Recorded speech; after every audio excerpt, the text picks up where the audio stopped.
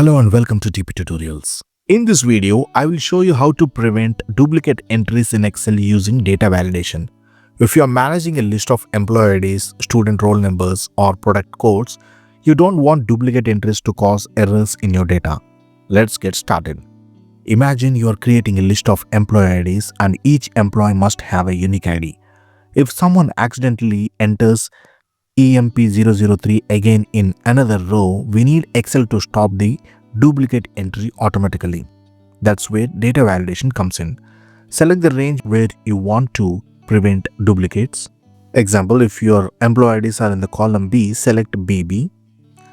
Go to the Data tab in the ribbon, click on Data Validation.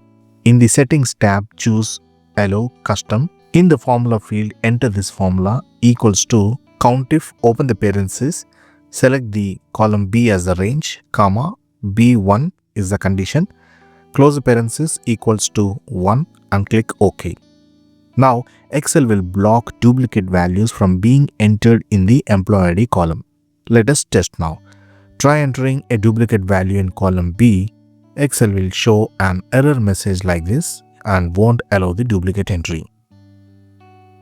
If you want to customize the error message, go to Data Validation, click the Error Alert tab, set title as Duplicate Entry Not Allowed, set error message as This employee ID already exists. Please enter a unique value.